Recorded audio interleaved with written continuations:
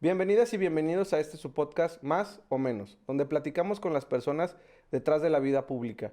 El día de hoy tenemos un gran invitado, amigo, a quien admiro y muy joven para todo lo que has hecho. Bienvenido, Javier, a este tu podcast. Muchas gracias, Jorge. Encantado, gracias. Javier, el objetivo del podcast es platicar de las personas. Principalmente hemos tenido laguneras y laguneros muy destacables en su ámbito, en su área de trabajo. Y hoy fue muy interesante cuando nos conocimos. Luego escuché de ti. Bueno, primero escuché de ti y luego nos conocimos. La pandemia hizo que nos conociéramos virtualmente y hoy estamos aquí presencial. Pero eres una persona muy joven que tiene una carrera bastante interesante. Y antes de hablar de ella, me gustaría que nos platicaras cómo fue tu infancia aquí en La Laguna, en Torreón. ¿Qué recuerdas? ¿Cómo eras de chavito? O sea, ¿cuál número de los hermanos eres? ¿Cómo Sí, fue tu infancia aquí? pues soy el más grande. Primero que nada, gracias, Jorge, por esta invitación, ¿no? Encantado de estar contigo y en este podcast que he visto ya diversas reproducciones de grandes personajes que has invitado. Entonces, para mí es un honor, verdaderamente honrado de estar aquí en tu programa. Muchísimas gracias. ¿Qué recuerdo de Torreón? Pues yo nací en Gómez Palacio, Durango, en Gómez. Y soy el mayor, somos dos hermanos, una hermana más chica. Crecimos aquí en Torreón, no obstante haber nacido en Gómez. Aquí teníamos nuestra casa y fui desde muy chico, bueno, desde kinder estuve en el colegio americano, Ok. desde kinder hasta prepa. Entonces, básicamente, pues mi vida se reducía a ese nicho, digamos, de escuela. Y bueno, las vivencias, pues tú sabes, ¿no? Cuando se es niño, juegas policías y ladrones y la traes y todas estas cosas tan divertidas cuando eres pequeño. Y yo creo que desde ahí siempre, fíjate, algo muy curioso, de mi juego favorito de niño era policías y ladrones, por ejemplo. Y siempre mis amigos lo recuerdan bien, oye, ¿qué vas a hacer tú? No, tú lo recuerdas, bueno, te ponías tu personaje, ¿no? ¿Vas a ser policía o vas a ser ladrón? Y yo reiteradamente escogía Ser ser policía. policía, Ah, lo cual fue consistente después con la carrera que escogí, ¿no? Con mi desempeño profesional, y fue muy chistoso ver cómo se dio pues, esa consistencia, digamos. Pero bueno, divertidísimo. Aquí crecer en la laguna y es una tierra que quiero mucho por haber nacido y crecido aquí. 17 años de mi vida estuve aquí y sí, justo eso te iba a preguntar. ¿A los cuántos años te fuiste aquí de Torreón?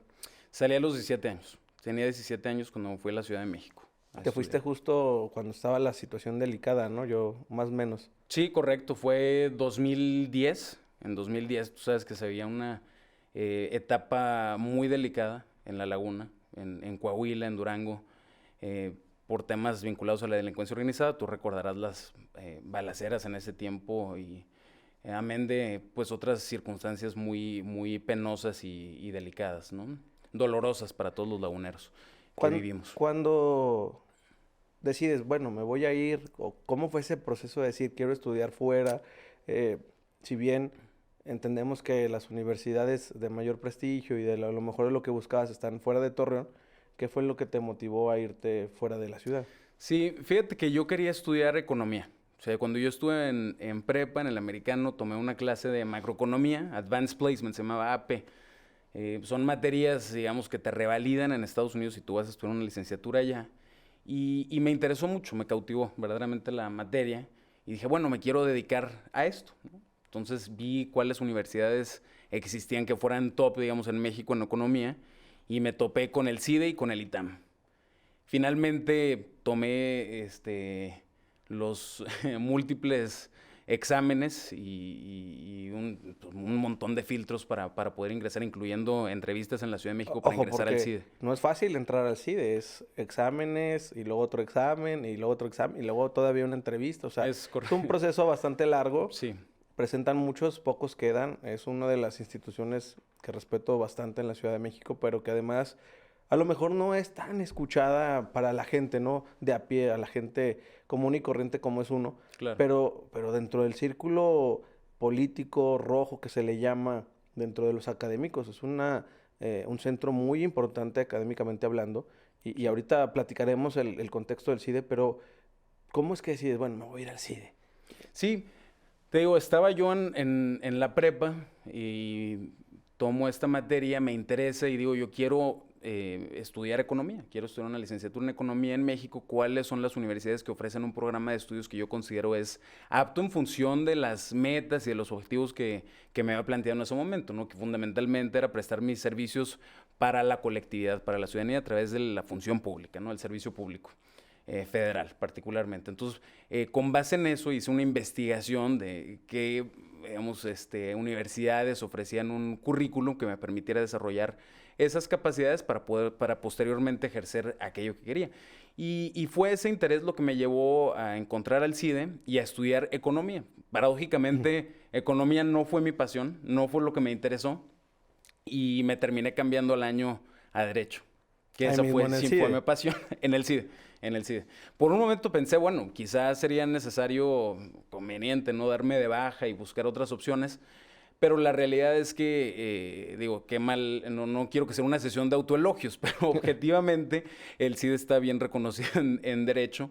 Esperamos así sigue, por las circunstancias actuales sobre las cuales atraviesa este centro de investigación. Pero bueno, es básicamente lo que me llevó, ¿no? En una coyuntura o un tema de voy a estudiar economía y terminé estudiando Derecho. Tengo varias amigas y amigos que han estudiado en el CIDE. Lo decíamos ahorita, es una universidad compleja, de mucha exigencia sobre todo. ¿Cómo fue ese andar para Javier? O sea, vivía cerca de la universidad, ya nos platicas este cambio de economía a derecho. ¿Cómo fue ese proceso de estudiar en una escuela como esa y cuándo es que decides empezar a trabajar o a dedicarte profesionalmente? Porque hay universidades que por la demanda o la exigencia a veces es complicado. Claro. Yo vivía muy cerca del CIDE. Vivía a unos pasos del CIDE, podía irme caminando o transporte público, que era lo que hacía frecuentemente. Y pues era una escuela de mucha exigencia, como dices. O sea, básicamente pues éramos estudiantes de tiempo completo, no había posibilidades de hacer otra cosa. Desde luego sí, las fiestas en fines de semana, etcétera. Pero fundamentalmente era estar abocado a la academia, ¿no? Al estudio. A la investigación, porque en algún momento tuve la oportunidad de trabajar como asistente de investigación del doctor José Antonio Caballero, un extraordinario jurista en toda la expresión de la palabra, una mente brillante en derecho. Y tuve la oportunidad de colaborar con él de manera concomitante, no de manera paralela al estudio en el CIDE, ¿no? Al estudio. Y posteriormente fueron las prácticas. Bueno, no tuve prácticas profesionales porque ingresé de lleno a gobierno, pero digamos que la etapa de prácticas profesionales, pues también la tomé en paralelo a la educación. Pero sí, fue una etapa de mucha exigencia académica, de mucho esfuerzo, de rigor, de lágrimas en ocasiones, de decir... Ya no puedo. Ya no puedo ya no quiero. Pues sí, la verdad es que te da, también tengo que ser franco, el famoso síndrome del impostor, ¿no? Pensar que no eres lo suficientemente bueno y te empiezas a cuestionar si deberías estar en ese lugar. Y si no le estás fallando a tu familia, si no le estás fallando a aquellos que creyeron en ti. Fueron momentos pues de angustia personal, de autoexigencia, y de pensar por momentos en que no le iba a hacer, ¿no? En que no era lo suficientemente bueno para salir adelante. Y ahorita nos y lo hice, ¿no? Finalmente me gradué de ahí. Se logró. A pesar de todo. Nos decías que a la par de la escuela entras a gobierno de lleno. ¿Cómo fue esa experiencia de voy a entrar a gobierno? ¿En qué entraste? ¿Cuál fue esa primera experiencia laboral? En 2013 fue mi primera experiencia laboral. 2013. Estaba yo cursando el 7º semestre de la licenciatura en Derecho en el CIDE y tenemos una materia que se llama prácticas profesionales y tú decides dónde la vas a cursar, ¿no? Es decir, si quieres ingresar a un despacho, a una organización no gubernamental, al Poder Judicial, a un órgano electoral, en fin, ¿no? Tienes muchas opciones. A mí siempre me interesó la materia penal. Volvemos al punto. Policías y ladrones. Claro, exacto, va de la mano, ¿no? Va de la mano. Yo desde chiquito me acuerdo mucho de estar jugando, ¿no? Te digo, esos juegos y de tener, pues, tus carritos de policía, tu uniforme de policía, tus insignias policiales y demás. Entonces, para mí era muy aspiracional poder trabajar en la procuración de justicia, en la seguridad pública. Fíjate, un dato muy chistoso. Yo cuando era niño, la hermana de mi mamá, quien es abogada, Coca Solís, es de aquí Lagunera también. Me llevaba a sus audiencias y me llevaba pues a un montón de lados, ¿no? Que más tarde supe era parte del sistema de seguridad pública o de procuración de justicia y fundamentalmente son las procuradurías en ese entonces, hoy fiscalías. Fiscalía. Y en algún momento aún ser eso, ¿no? ¿Qué hacía un niño ahí? Pues no lo sé, pero yo estaba ahí. Y veía yo gente armada y personas que les estaban tomando las declaraciones y demás, y me apasionó. Me apasionó mucho ese ámbito desde chiquito. Tendría 6 años. Y después, digo, ya cuando estaba en universidad y supe esto es lo que me apasiona la materia penal y quiero desarrollarme en este ámbito, ingreso a la Procuraduría General de la República, la PGR, hoy Fiscalía General de la República, la FGR, en 2013 como asesor en la Subprocuraduría Jurídica de Asuntos Internacionales. Oye, digo, ahorita hablamos de la parte profesional. ¿Qué dijeron tus papás? O sea, imagínate tu mamá, no sé, primero que te vas, luego Claro. ahora que vas a estar en temas acá delicados, ¿no? Más hablando del contexto que aquí se vivía algo Sí. duro. ¿Que decían tus papás? Pues yo creo que no fue fácil para ellos. Quizá para mi mamá el hecho de que iba a ingresar a una institución delicada, ¿no? Porque finalmente, pues no se ven cosas amigables, ¿no? Estás lidiando del día a día con la investigación y persecución penal de los delitos del orden federal. En ese entonces yo veía averiguaciones previas iniciadas por delitos cometidos en el extranjero.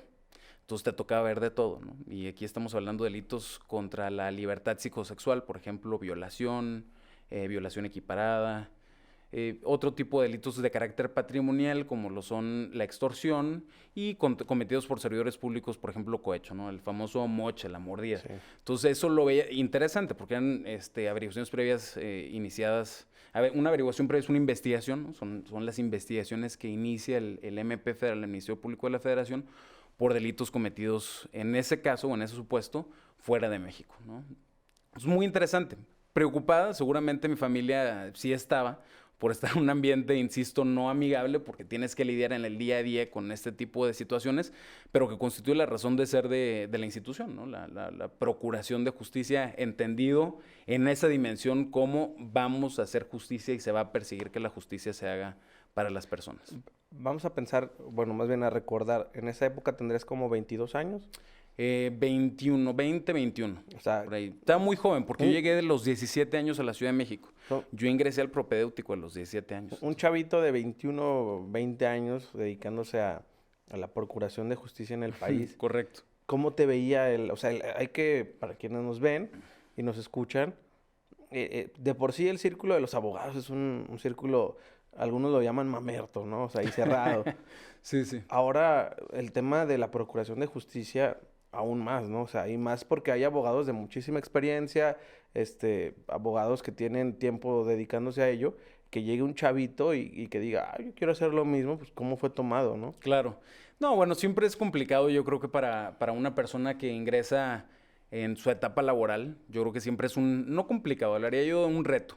Y un reto muy emocionante, porque cuando haces lo que te gusta, lo haces con mucho gusto.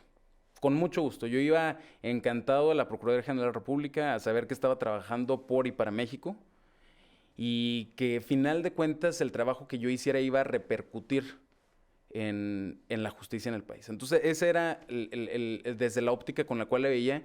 Y al contrario, yo creo que esto que tú comentas, que si bien y concedo, siempre hay un tema quizá pues de roce generacional, de experiencia contra juventud. También hay que reconocer que en ese tiempo se hicieron buenas mancuernas al interior del equipo, juntando justamente las personas jóvenes que traen todas estas nuevas ideas. Tú recordarás, veníamos de una reforma reciente en materia de justicia penal, de derechos humanos, de juicio de amparo, y no quiere decir que los más experimentados hubiesen ya estado versados en esa materia que acababa de expedirse, ¿no? Entonces, el hecho de que confluyeran por un lado la juventud y el querer hacer las cosas y por otro lado la experiencia, yo creo que más que ser una cuestión negativa, era un área de oportunidad de explorar, ¿no? Y que se podía explotar y que yo, pues la verdad es que tomé mucha ventaja de ello, del aprendizaje, ¿no? De los más experimentados para poder complementar, pues, las enseñanzas y la teoría que yo había adquirido en el estudio, en la carrera. Pero aquí un tema importante era cuando yo ingresé a la PGR, ya era servidor público federal. Esa era mi asignatura de prácticas profesionales, pero yo ingresé como servidor público federal, aunque no tenía el título de licenciado en Derecho. ¿Por qué? No estaba yo contraviniendo ninguna norma, ni desde luego, no vaya a interpretarse aquí una admisión de responsabilidad. No, para nada, al contrario. La posición para la cual yo ingresé no requería, por la naturaleza de sus funciones, haber egresado ya o contar con una licenciatura en Derecho. Evidentemente las funciones materiales que hacía sí eran jurídicas, pero siempre bajo la supervisión de abogados, abogadas y abogados experimentados. ¿Cuánto tiempo duras ahí en la PGR? Un año. Un año. Un año. ¿Y de ahí qué sigue para Javier? De ahí fui invitado a la Coordinación Nacional Antisecuestro de la Secretaría de Gobernación. En ese momento se creó este órgano desconcentrado. Pues tú recordarás en aquellos años, al igual que ahora, también teníamos cifras de incidencia delictiva muy elevadas por el delito de secuestro. Y como parte de la estrategia que se hizo en esa administración fue expedir un decálogo de acciones y medidas contra el secuestro o en materia de combate al delito de secuestro. Y dentro de eso se crea un órgano desconcentrado adscrito a la Secretaría de Gobernación que se llama Coordinación Nacional Antisecuestro. Ahí trabajé, interesantísimo también. Ahí, o sea, creo que, y para eso es el fin del podcast, Sí. es platicarle a quienes nos ven y a quienes nos están escuchando ahorita. Luego estos temas parecen tan rebuscados y complejos y dices, uy, güey, una agencia antisecuestros. Sí, sí, sí. ¿Cómo podrías aterrizarle a las personas qué es lo que hacías a través de una historia, una experiencia que digas, a mí en esa área me marcó esto? Sí. Bueno, mira, la gran problemática que nos encontramos nosotros en el país es que cada unidad de secuestros de todo el país, Coahuila, por poner un ejemplo, y Quintana Roo estaban operando bajo criterios muy distintos en la investigación, en la persecución. No obstante que hay una ley que nos rige a todo el país. Hay una ley que se llama la Ley General para Prevenir y Sancionar los Delitos en Materia de Secuestro, pero cada órgano, cada procuraduría, cada fiscalía atendía este delito de manera distinta. Es decir, no había un procedimiento sistemático para la investigación y prácticamente, pues podemos decirlo, era un galimatías, era un Frankenstein la atención. Y concretamente, ¿a qué se refiere esto? Todos lo sabemos, el calvario, para nadie es una sorpresa el calvario por el que atraviesan miles de familias en este país, al momento que son víctimas de la comisión de un delito, máxime si se trata de estos delitos de alto impacto, el ir a denunciar. ¿Dónde vas a denunciar? A la Procuraduría, vas a una agencia del Ministerio Público, no te reciben una denuncia, vas a la PGR, hoy Fiscalía General, no te la reciben, no es que no es un delito federal, es del fuero común y nos pasamos la bolita entre todos y nadie hace nada. Y mientras tanto la familia, pues ahí anda de un lado Mientras para otro, tanto, la preocupación, todo. Desde luego, y la impunidad. Aquí el gran ganador es la impunidad, son ellos, son las personas que cometen un delito, ¿no? Entonces, a partir de esa problemática identificada, lo que se intentó en su momento en esa administración fue estandarizar, por un lado, los procesos. Entonces, ¿qué había que hacer? Cualquier persona que esté versada en política pública sabe que para proponer una cuestión de política pública hay que conocer y dimensionar su problema. De ahí la importancia de instituciones como el INEGI, por ejemplo, que miden a través de estadísticas ya muy complejas, encuestas y otros métodos cuantitativos, conocer el estado que guarda una problemática. ¿Qué fue lo primero que hicimos en la Coordinación Nacional Antisecuestro, en ese entonces bajo el liderazgo de Renato Sales Heredia? Fue conocer el estado que guardaban las instancias antisecuestro, que se llamaban UEX, Unidades Especializadas para la Atención o Combate al Delito de Secuestro. Entonces había que ir, y íbamos. Tú me preguntabas ahorita, Jorge, una experiencia de vida. ¿Qué hacíamos? Muy simple. Agarrábamos el avión de las 6 de la mañana y nos íbamos a Victoria, Tamaulipas. Y como en las películas, vas escoltado por un convoy de camionetas, ¿no? De la Fiscalía, de la Procuraduría, en ese entonces de la Procuraduría de Tamaulipas, y que van por ti al aeropuerto, te reciben, vas a la unidad antisecuestros. Conoces, y tenemos toda una batería de preguntas para ver el estado que guardan. Y veías todo, desde capacitación hasta equipamiento, condiciones en las que se encontraban, prestaciones, de todo. Porque ¿qué era lo que se buscaba? Mapear, conocer el estado que guardaban. Pero muy dinámico, muy divertido. Javier, digo, pues, un simple mortal no dimensiona eso. O sea, ¿cómo se siente el ir en un convoy? Digo, ibas a lo mejor algo técnico, Sí. por así llamarlo. Sí. Pero estas medidas son necesarias, ¿no? Claro. Por ejemplo, estuvo con nosotros Javier Castrellón, Sí. Lo conozco bien, buen amigo. Y nos platicaba igual, ¿no? Dice, la época de inseguridad, yo estaba como vicefiscal y veníamos a la laguna y era andar en convoys y cuidados y le decía, y tenía miedo y dice, pues sí. Sí. ¿Cómo fue para ti esa experiencia, no solo en un estado, en toda la República? En toda la República. Bueno, yo terminé de conocer estados que no había conocido, aún y cuando fuera nada más ir a la unidad de antisecuestros. Ahora sí que tienes el mapita de los colores y ya tienes todo el país, ¿verdad? Prácticamente todo. Yo creo que no recuerdo alguno que me falte. Conocí muchos en ese tiempo y después otros por diversión, pero sí, era al principio pues impactante, ¿no? Desde luego. Después te acostumbras. Pero al principio, porque cuando yo estaba en PGR no viajaba. Le decimos en gobierno irte de comisión. Cuando estaba en PGR era quedarme en oficina, veía temas muy jurídicos. En ese entonces, por lo que te digo, este tipo de investigaciones o bien reformas a las leyes que se estaban discutiendo en el Congreso de la Unión. En ese entonces estaba la discusión, tú lo recuerdas, del Código Nacional de Procedimientos Penales y otras leyes secundarias en materia de justicia penal. Pero cuando me voy a antisecuestros, el trabajo cambia. Ahora sí es jurídico, pero también es operativo, no en el sentido de estar en un operativo deteniendo personas, eso no lo hacía yo. Y no quiero que se me interprete como tal, ¿no? Por respeto a los compañeros que sí arriesgan su vida en el cumplimiento de su deber.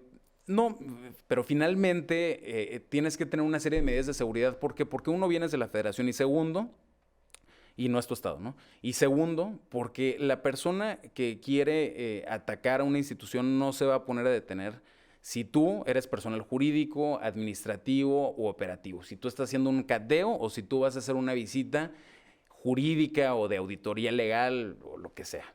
Entonces, por eso mismo se tienen que adoptar una serie de medidas de seguridad, ¿no? Que van, como te digo, y al principio sí es impactante, después te acostumbras. Después se vuelve algo, pues, algo mecánico en cierto sentido, ¿no? De estar yendo a estas unidades, entrevistando gente, conociendo el estado que guardan las unidades antisecuestro, el equipamiento, te digo, las capacitación, que es un tema importantísimo y pues diversos rubros, ¿no? Que los ves en las visitas. Y después de esta experiencia de lo que nos has platicado hasta el momento, ¿qué siguió para ti en tu carrera? ¿Cuánto tiempo duras aquí? Y después de ahí, ¿qué sigue? En antisecuestros duré aproximadamente un año, un poquito más de un año. Estuve trabajando en esta parte más de política pública en materia de combate al delito de secuestro, más que en su dimensión operativa. Insisto, por dimensión operativa me refiero cuando tú ejecutas una orden de cateo en un domicilio, ¿no? O trabajas en la PGR y eres Ministerio Público y vas ante un juez y presentas el caso. Estoy hablando en términos muy generales, digo, para ¿no? que quienes nos ven, estar en campo y acá, estar si en bien campo. Andabas en la calle y todo esto, pero no estabas haciendo funciones operativas eran funciones, digamos, in situ, intrainstitucionales, es decir, a las fiscalías y demás. Y de manera paralela en la parte jurídica, pues era ir al Congreso de la Unión, a la Cámara de Diputados, senadores, en fin, ¿no? Diversos temas ya jurídicos. En aquel entonces también participamos en unos proyectos jurídicos sobre geolocalización de dispositivos móviles para ubicar a ciertas personas. Muy interesante, cambió la naturaleza del trabajo. Al año, a mi jefe, al titular, lo nombran, al maestro Renato Sales, lo nombran comisionado nacional de seguridad de la Secretaría de Gobernación, y tengo la invitación, ¿no? La distinción de poder colaborar en su equipo de trabajo, y causo baja de la Coordinación Nacional Antisecuestro para ingresar a la Comisión Nacional de Seguridad. Todo en la Secretaría de Gobernación. Fíjate, yo sé que no se asemeja, pues, pero me acuerdo mucho de dos experiencias. Una, cuando estaba en la universidad, nos llevaron a visitar a la Policía Federal. Y ¿en México? Sí, en México, en Ciudad de México, allá para Iztapalapa, si no me equivoco. Sí, Contel. Y wow, o sea, los hangares, el centro de inteligencia, las pantallas, o sea, parece la CIA, haz de cuenta, ¿no? Digo, para un mortal a lo mejor y es algo básico, ¿no? Que debe tener el gobierno. Y es donde te empiezas a cuestionar, porque vamos a hablar de la Comisión Nacional de Seguridad, donde te cuestionas. Luego dices, es que la policía, es que México no tiene nada, es que estamos bien obsoletos. Yo estuve ahí, o sea, yo estoy hablando de mi experiencia, ¿no?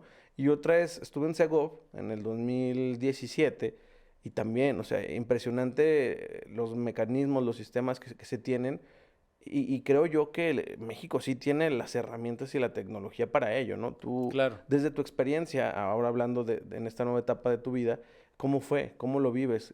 ¿Qué nos puedes platicar? ¿Qué nos puedes compartir? Sé que hay cosas que hay que Sí, reservar, sí, ¿no? sí, sí, sí. No, bueno, y yo comparto, ¿no? Tu apreciación, o sea, sí es impresionante, sí, no es para un simple mortal ni nada, es para, yo creo que es impresionante para todos ver ese tipo de equipamiento y tecnología, incluso no nada más para nosotros como mexicanos, ¿no? Me tocó en alguna ocasión participar en una eh, reunión multilateral que hicieron en Honduras con ministros de seguridad pública de las Américas, es decir, desde Canadá hasta Argentina.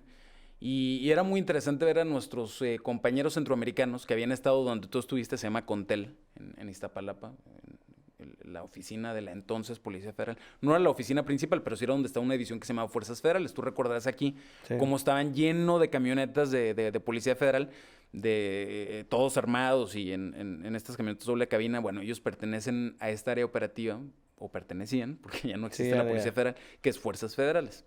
Contel, Fuerzas Federales está en Contel, ¿no? O estaba en Contel.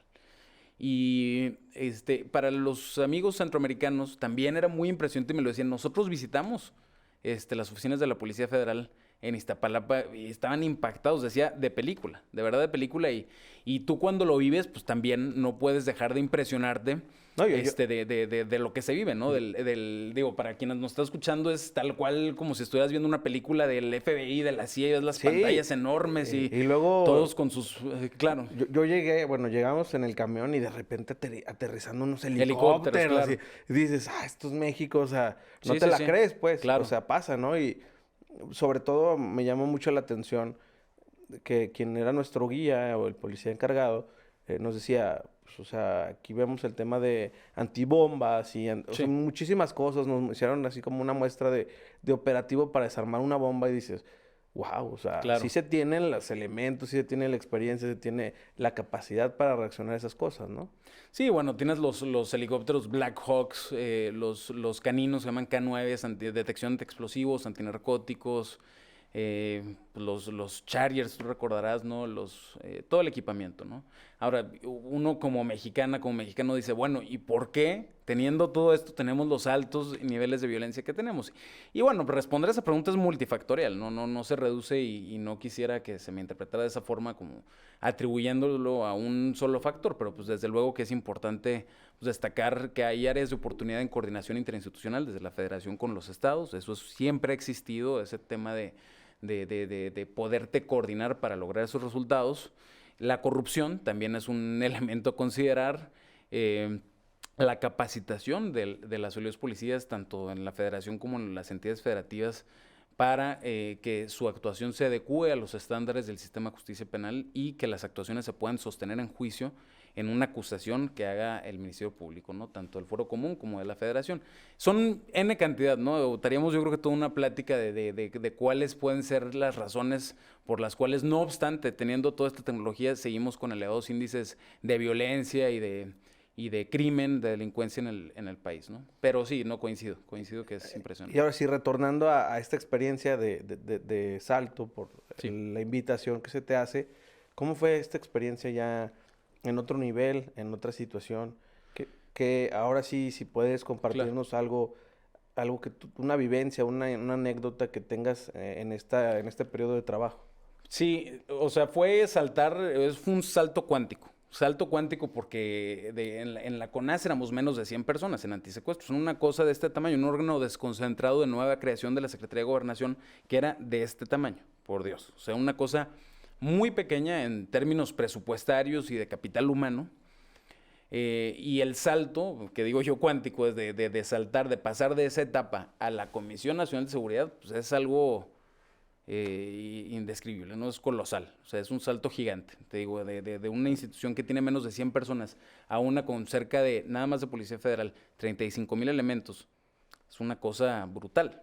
Y la Comisión Nacional, nada más para contextualizarlo, porque ya no existe, ya se extinguió, es ahora cambió, ¿no? A la Secretaría de Seguridad y Protección Ciudadana, pero en el sexenio del presidente Calderón había algo, ustedes lo recordarán, en la Secretaría de Seguridad Pública, la Sí. SSP. En la administración del presidente Peña se extingue la SSP, se reforma la Ley Orgánica de la Administración Pública Federal y ese órgano pasa a formar parte de la Secretaría de Gobernación, como lo era en los anteriores gobiernos priistas, antes del PAN, que la seguridad dependía de la Secretaría de Gobernación. Y eso fue lo que se hizo en la presente administración del presidente López Obrador. Se modifica la ley nuevamente, se presenta una serie de reformas a la ley orgánica de la APF y se vuelve a integrar, a concebir este órgano que se llama la Secretaría de Seguridad y Protección Ciudadana. Pero bueno, digo, amén de esta línea del tiempo o evolución institucional, lo importante destacar aquí es que la Comisión Nacional de Seguridad en su momento tenía 3 órganos, que son un monstruo. Policía Federal, y el órgano administrativo desconcentrado de prevención y readaptación social, que son todos los penales federales, los ceferesos, que aquí en Gómez tenemos uno, el 14. Y el tercero es un órgano que se llama Servicio de Protección Federal, que es uno más modesto. Son, digamos, una policía que se encarga de resguardar instalaciones estratégicas para la federación. Por ejemplo, tú los ves resguardando, por ejemplo, una instalación de gobierno, ¿no? Relaciones exteriores, etcétera, por ejemplo. Yo me acuerdo, yo estuve viviendo en Ciudad de México ahí colaborando en el Centro Pro y para mí fue muy, bueno, de entrada no sabía ni conocía la Ciudad de México. Y segundo, si no me equivoco, primero llevé un documento a una de las oficinas de la comisión y luego que estaba, no te quiero engañar, pero es cerca de la Sullivan, por ahí tienen un edificio. Era una carta para pedir accesos a los ceferesos, ¿no? Sí.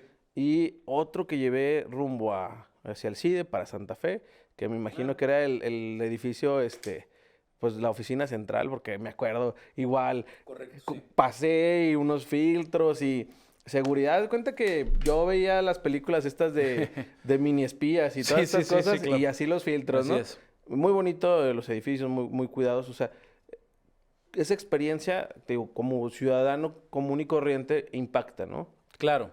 ¿Cómo fue para ti trabajar ahí en esa muy interesante porque, como te digo, el salto fue colosal de estar en la coordinación antisecuestro, pasar a la Comisión Nacional de Seguridad. Del Santos pasaste al Real Madrid. Claro, una cosa así, una cosa brutal. Bueno, no, quizá no del Santos, porque ese sí está al nivel, ¿no?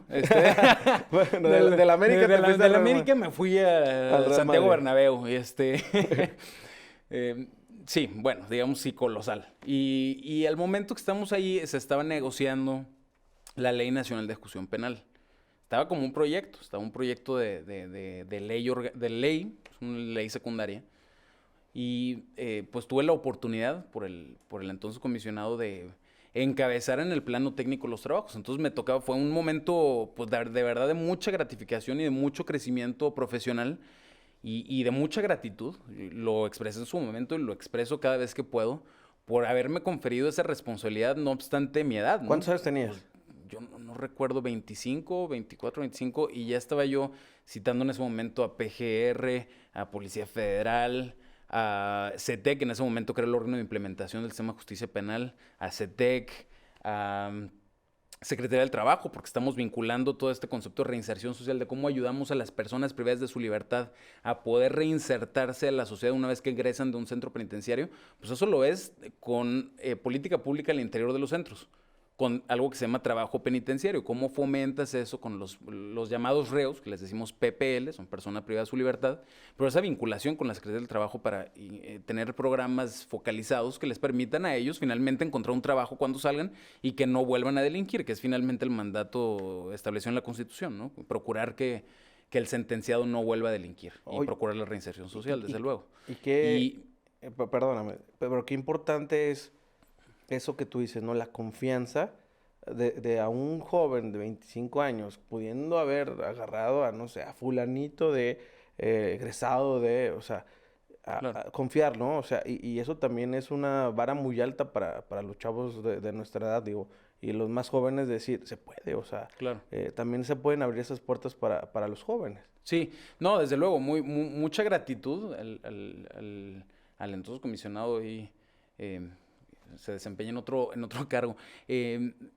Pero desde luego, una responsabilidad tremenda. Sí quiero decir, desde luego no es una cosa de una sola persona, o sea, me correspondía una función de coordinación y de colaboración, pero finalmente, pues coordinar en ese nivel los esfuerzos con todas las dependencias, pues no era una cosa, creo yo, menor, ¿no? Era una cosa que sí requiere, pues, habilidades no solamente jurídica, sino también de negociación. Tú sabes que esos niveles, las secretarías, pues siempre pueden haber rencillas si no se manejan las cosas con el debido cuidado, entre subprocuradurías, etcétera. Entonces, gran parte de lo que hacíamos era, pues sí, cuidar la parte jurídica, que es finalmente nuestro mandato, pero también cómo generamos un trabajo en equipo, ¿no? Un teamwork. No, y hay que tener tacto y hay que Claro, tener formas desde y luego, hay que ser, desde luego. pues a lo mejor no político, pero sí hay que ser una persona hábil para poder llevar a cabo esos acuerdos, ¿no? Receptiva, diría yo. Tener mucha capacidad de escuchar a todas las personas y de saber y reconocer que no tienes tú la absoluta verdad y que el producto que va a salir va a ser un producto consensuado con diversas instituciones y que se va a negociar finalmente en el Congreso, pero que cuenta con el aval de todo el gobierno federal, ¿no? Que es lo que se buscaba en ese momento, es decir, que vaya una posición consensuada.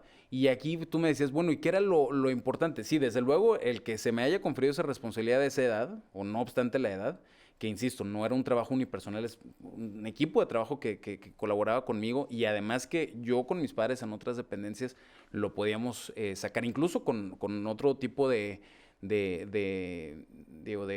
puestos que tú sabes que muchas veces en gobierno es, bueno, pues si tú no tienes este nivel y yo no tengo otro y etcétera, lo pudimos sacar en un plano de mucha igualdad, no obstante que había heterogeneidad a veces en los cargos de quienes comparecían a esas reuniones, que eran desde muy alto nivel, a lo mejor, y también había desde luego mandos medios, ¿no? Pero pudimos hacerlo. Pero algo que quiero destacarte, Jorge, y preguntarte para que sea algo pues muy visual para quienes nos escuchan, era que no era un trabajo nada más de escritorio, es decir, todas estas ideas que surgen para la Ley Nacional de Ejecución Penal, pues no son, o a veces se piensa que son teorías que nacen nada más del escritorio, y muchas de ellas lo son, pero también la instrucción que tuvimos en su momento, ¿no? Del maestro se les fue, pues conocer in situ cuáles son las prácticas y a partir de eso proponer. Entonces no nada más era una cosa de escritorio de siéntate a escribir, era ir a los centros federales a conocer el estado que guardan, ¿no? A los eferesos. Y entonces íbamos. Y nos decían, es que haces turismo penitenciario. Pero no, no es turismo penitenciario, es conocer el estado que guardan, ¿no?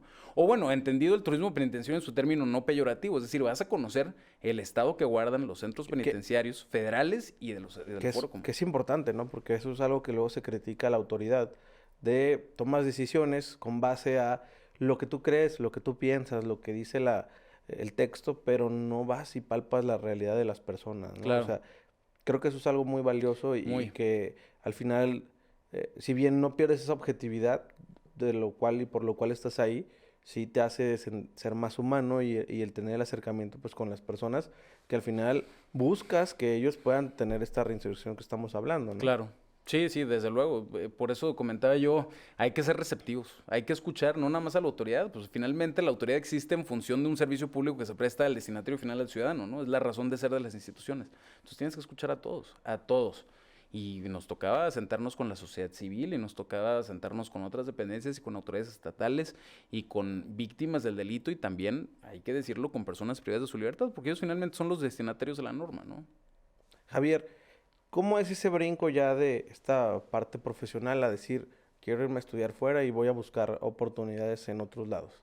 Mira, la administración anterior concluye el 30 de noviembre de 2018. Yo salgo de la administración, por la naturaleza de las funciones, pues consideré prudente, ¿no?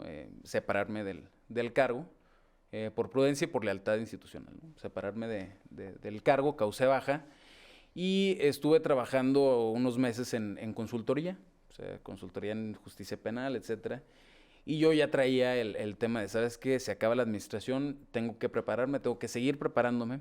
Y fue como nace esta idea de irme a estudiar una maestría al extranjero. O sea, fue una curiosidad. Bueno, para esto me quiero regresar un poquito. Cuando estaba en gobierno, sí hacíamos pues viajes internacionales, comisiones le llamábamos, por muchas razones, ¿no? En alguna ocasión mi entonces titular fue a dar una plática a Harvard y yo como parte de su equipo de trabajo, pues lo acompañé para pues todas las tarjetas informativas y todo el background information para presentarlo, ¿no? Y alguna ocasión estuvimos también en Boston para la certificación de unos centros federales penitenciarios y demás. Entonces en este intercambio, digamos, en estas visitas, en estas comisiones, te abre un poco el panorama, ¿no? Te abre la mente. Y entonces dices, bueno, ¿y por qué no me voy a aventurar yo a querer hacer estas otras cosas? ¿Qué otras cosas? Bueno, estudiar fuera. Y me lo decían, que eso es a lo que yo iba que siempre tuve la fortuna de rodearme de servidores públicos más experimentados que siempre me impulsaron de, oye, Javier, ¿sabes qué? Estás joven, aprovecha. Y era gente que me lo decía con doctorados en Reino Unido, en España, en Estados Unidos. Impulsa, ¿no? Vete, vete, vete, vete. Se me quedó muy grabado. Entonces, finalmente, yo lo que hago es, ya se va a acabar esto, voy a Empiezo a prepararme. buscar y... Empiezo a buscar, empiezo a aplicar y empiezan las aplicaciones y así fue como fui, en 30 de noviembre del 18 se acaba la administración y para enero ya me estaban notificando mi admisión a la universidad. ¿Dónde estudiaste, Javier? En Columbia, en la Universidad de Columbia, la Escuela de Leyes de la Universidad de Columbia. No, nada fácil, ¿eh? O sea, es algo padre, o sea, y no es el tema del autoelogio ni nada, o sea, eres una persona sencilla y que no le gusta hablar de ello, pero qué padre, o sea, qué padre que un lagunero y o sea, Sí. cualquier persona tenga estas oportunidades, pero también qué padre que alguien nos la pueda platicar, ¿no? O sea, que así como a ti te lo dijeron estas personas de experiencia, tú le digas a quienes nos ven y nos escuchan el decir, oye, se puede, ¿eh? Si quieres irte a estudiar fuera, si te quieres ir a jalar fuera, pues es tocar puertas, es mandar y aplicar y se van a abrir, ¿no? Claro. No, para quienes nos están escuchando, las cosas no se van a hacer solas. Hay que buscarlas y hay que generarlas. Hay que generarlas. No van a llegar. Hay que hacer que las cosas sucedan. Y eso fue, y lo digo con humildad, ¿no? No fue fácil tampoco y tuve en la maestría también el síndrome del impostor que tuve cuando estudié en el CIDE y fue lo mismo.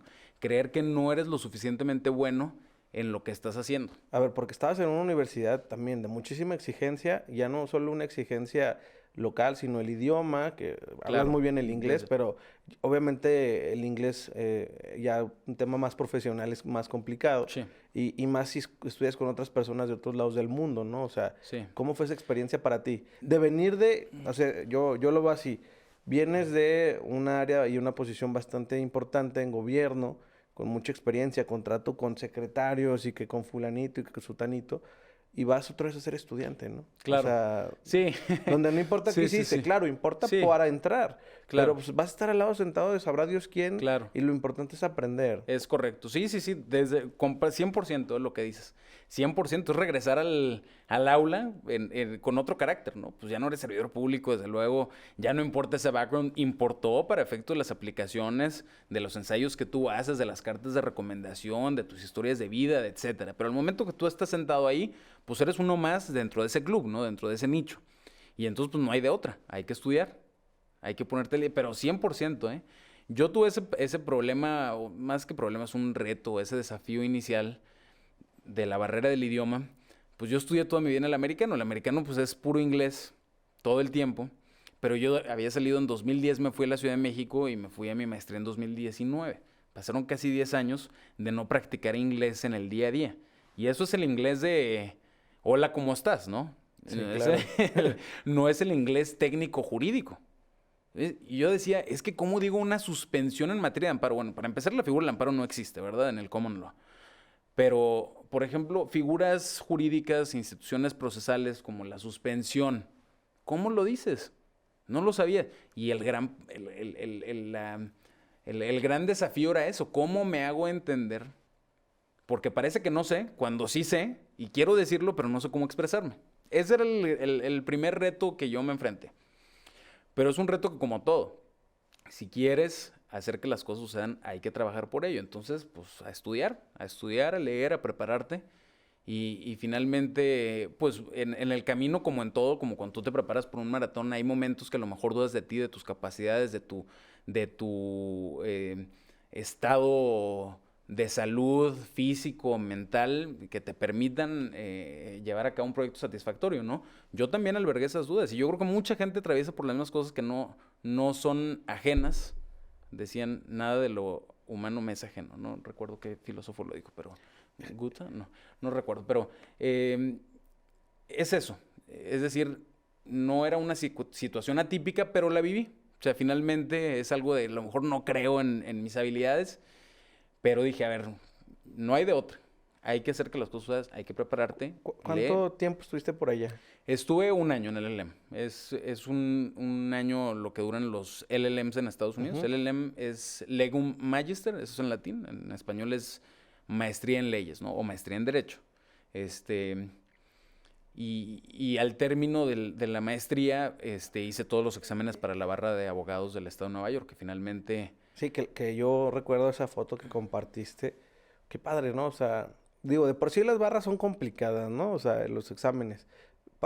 ¿Podrías explicarle a las personas que nos ven y nos escuchan, a diferencia de aquí que el abogado litiga en todos lados, y Sí, sí, sí. cómo es en Estados Bueno, Unidos? sí, Bueno, claro. con sus respectivas, diferencias, ¿no? O sea, hay cédulas para litigar en los estados, pero hay la cédula nacional y bla, bla, bla. O sea, pero en Estados Unidos es muy diferente. ¿Cómo funciona ya el tema del litigio?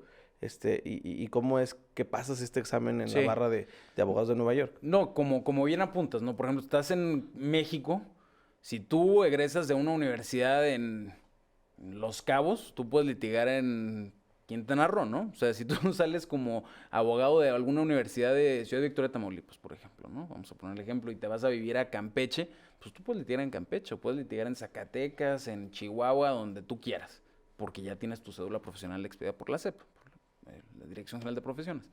En Estados Unidos no funciona así. El quehacer jurídico o esa habilitación para desempeñarte como abogado es a través de las barras, y las barras son estatales. Y el control finalmente de quién puede ejercer o no la profesión recae en el Poder Judicial de cada estado. O sea, ahí está la barra, pero finalmente quien te toma la protesta de ley es el mismo Poder Judicial, la Corte. O sea, en mi caso fue el, la Suprema Corte de Nueva York, que finalmente te toma la protesta a través de, digamos, la estructura, la Suprema Corte, la Appellate Division y el Court of Appeals, la estructura de la judicatura del Estado de Nueva York, y tienen ciertos departamentos en los cuales tú metes tu papelería, tú ingresas tus papelerías, acreditas que has tomado los diversos exámenes, evaluaciones, créditos, que tienes un character moral fitness, es que tú estás apto para ejercer la función de profesión de derecho. ¿Por qué? Porque hay una concepción, creo yo, muy interesante en Estados Unidos de que el abogado tiene esa función social y que queremos que las personas que lo ejerzan sean personas que van a contribuir en un bien social. Quizás es una perspectiva muy idílica o utópica, pero creo que desde ahí se va sembrando cuál es el rol, cuál es el papel que desempeña un abogado en la sociedad, ¿no? Que yo creo que lo tienen muy internalizado. Una de las materias obligatorias en Estados Unidos, por ejemplo, una que se llama Professional Responsibility, responsabilidad profesional, que no la tenemos en México. Si algunas universidades tendrán algo de ética, pero no ética específicamente dirigida a la profesión jurídica que te establezca qué puedes y qué no debes hacer en el ejercicio de tu profesión. Entonces, algo muy interesantísimo eso. Pero bueno, contestando a la pregunta que hacías, es por estado, ¿no? Allá es por estado, solamente puedes ejercer en principio en el estado que te tomó la protesta. En mi caso fue Nueva York, pero además, si esos estados tienen convenio con otro tipo de estados, por ejemplo, en el caso de Nueva York es en Illinois, ¿no? Chicago, Illinois, por ejemplo. Y no nada más en Chicago, desde luego en todo el estado. Puedes litigar, puedes ejercer la profesión en aquellos estados con los cuales el estado donde tú tomaste protesta tenga convenio, ¿no? Por ejemplo, no puedo litigar en California. Para California necesitas un examen específico. Y así en muchos. En Texas, pues también. Entonces, nada más puedes litigar donde tomaste tu protesta y en aquellos con los cuales tenga convenio ese estado, ¿no? Javier, después de esto, de estudiar, de regresar a México, ¿qué hace Javier? Viene la pandemia, viene todo esto, pero ¿qué es lo que siguió para Javier en su vida? Cuando estuve en la maestría, cuando estuve en Nueva York, me entró mucho, y quizá por estar en la cuna del capitalismo, y nuevamente destaco esto de que te vas a ir a otra parte y se te abre el horizonte. Voy a Estados Unidos y pues finalmente la universidad a la que asisto, Columbia, pues una universidad que se caracteriza por egresar muchos abogados corporativos, digo, algunos también en justicia penal, ¿no? Que van a litigar white collar, por ejemplo, su cuello blanco, pero muchos, fundamentalmente la parte corporativa. Entonces me entró mucho esa curiosidad de cómo mis demás compañeros estaban, pues, totalmente abocados en un 70-80% al derecho corporativo. Grandes empresas transnacionales y demás. Entonces me surge esta inquietud y curiosidad de decir, ¿y esto con qué se come, no? ¿De qué se trata? Y que hablaban ellos de, no, es que las billable hours y que las horas facturadas y tienes que hacer esto y el due diligence. Y para mí era un montón de conceptos que yo no entendía porque nunca había estado ahí. muchos de mis compañeros venían de grandes despachos internacionales y para ellos era muy común esta jerga jurídica de despacho, que yo no conocía, que me era ajena hasta cierto punto, y que ahí fui conociendo y me entró mucho la curiosidad y pues finalmente decidí adentrarme, ¿no? Aventurarme y tomar ese camino, ¿no? O sea, decir de qué se trata esto y lo voy a hacer y así fue como ingreso al... ¿Hoy te dedicas al tema corporativo? Hoy, en este momento sí, es correcto. ¿Te Ya no gusta, estoy en te, gobierno. te gusta lo que estás Sí, viviendo ahora, sí, la sí, nueva etapa de vida de Javier? correcto. Sí, te voy a decir por qué. Yo creo que ves de manera muy real tu input. Tu input en gobierno, sabes que vas a trabajar para la ciudadanía, ese es el objetivo final, pero muchas veces también hay que reconocerlo, las cosas se empantanan o quedan, digamos, frenadas por consideraciones político y lo deleznable es que muchas de ellas terminan suspendidas por consideraciones político-electorales, que la seguridad en principio pues no debería frenarse Sí, por porque son las esas consideraciones, políticas, ¿no? pero bueno, es la realidad, ¿no? Eso pasa y hay que vivir con ello y hay que sortearlo, hay que minimizarlo y mitigarlo, pero bueno, es un mal que está ahí por el diseño democrático y el sistema político y jurídico mexicano, ¿no? Político fundamentalmente. En privado no, en privado es finalmente la recomendación que tú le estás haciendo a tu cliente para poder proteger sus intereses. Entonces ves un input a veces muy directo de tu consejo, de tu asesoría, al momento que tú estás representando a una, en mi caso, pues son transnacionales, en el momento que tú estás representando a una empresa y decir, ¿qué tengo que hacer para estar en cumplimiento de la ley? ¿Qué tengo que hacer para que este contrato yo esté protegido, mi patrimonio esté protegido? Y que finalmente, Jorge, le sacas mucho provecho, por así decirlo, a lo que has hecho, porque lo complementas. Pues gran parte de lo que hago es en inglés. Yo te puedo decir, todos los contratos que yo son en inglés, las conferencias con los clientes son en inglés. Entonces ves mucho este conocimiento, este know-how adquirido en la maestría en el día a día de tu ejercicio profesional. Y eso es muy gratificante, rewarding, o sea, Sí. lo sientes, te gusta y ves tu trabajo reflejado en aquello que estás haciendo, ¿no? Ahora, por ejemplo, digo, no sé si se pueda, Sí, no, adelante. pero Los 3 libros los 3 libros de Peña Nieto, no, Sí, no sí, te sí. creas. Antes de pasar ya a Déjame a la sacar. parte final de las preguntas, me gustaría, o sea, para que la gente que nos ve y nos escucha entienda más o menos, se puede decir alguna de las empresas con las que trabajas, o sea, o a lo mejor no a la empresa como tal, pero para Sí, medir el nivel de lo que se hace, ¿no? O sea, porque al final, a mí me gusta mucho el dueño de Amazon que dice que él paga un chorro, ¿no? O sea, a su gente más cercana y duerme 8 horas o más, porque dice, a mí lo que me importa es que la hora o el minuto en el que yo necesite la decisión que se tome sea la decisión que necesito, no más. O sea, de nada me sí, sirve tener tanta gente, tantas horas y tantas tiempo de trabajo si la decisión más importante no se va a hacer bien. correcto. Aquí es igual, o sea, para que se dimensione el nivel en el que trabajas, que yo creo que con lo que hemos platicado se entiende, se Sí. puede. Sí, bueno, más que hablar Transnacionales, en específico, te lo voy a poner con un ejemplo. Son de estas empresas que se dedican a llevar productos a tu casa. ya con eso. Este, esa es una de muchas, ¿no? Hay bastantes, o sea, ahí no tenemos un solo cliente, hay diversas Porque empresas, estás en un despacho y el despacho claro, tiene su representación, ¿no? claro. No, bueno, y hay información pública, desde luego, a quién representas y en qué asuntos has representado, siempre y cuando mide el consentimiento de la parte y que tú lo puedes dar a conocer y pues son muchas transnacionales, ¿no? De diversos ramos, o sea, de sector tecnológico, manufacturero, Ya, automotriz, etcétera, ¿no? ya después te invitaremos a otro capítulo para que nos platiques tu opinión de el Santos versus Disney, a ver qué piensas. Digo, Claro. creo que está por resolverse el show que traen ahorita, Sí, sí, entonces sí. estaría padre entender. Porque luego la gente como que dice, ah, caray, el Club Santos demandó a Disney y Disney. Claro. O sea, como que estaría padre luego platicar sobre ello. Sí. Pero regresando ya al cierre del podcast, Javier, este niño que nos platicas, que creció en el americano y en este círculo de policías y ladrones, ¿qué consejo le daría Javier a Javier pequeño?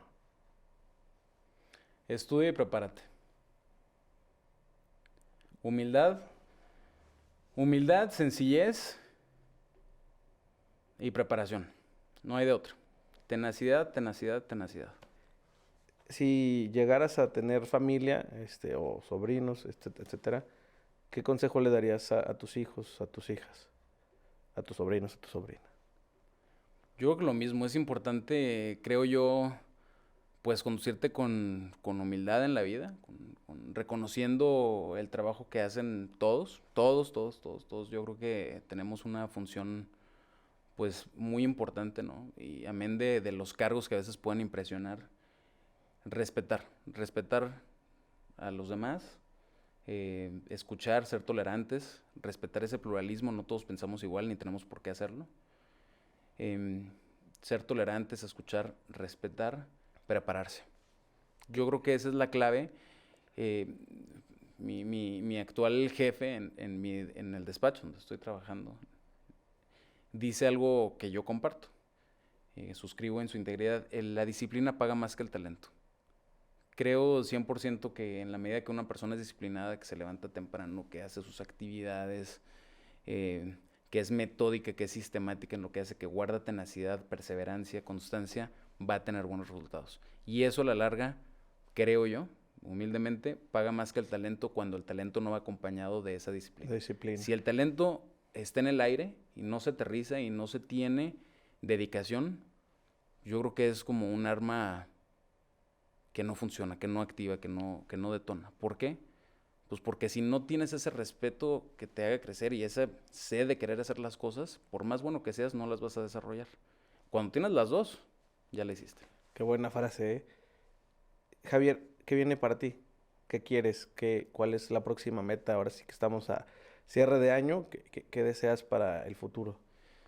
Yo creo que estar en esta etapa, disfrutar esta etapa de chavos y primero, o sea, como persona, más que como profesionista, estar bien con tu persona, yo creo que es importantísimo.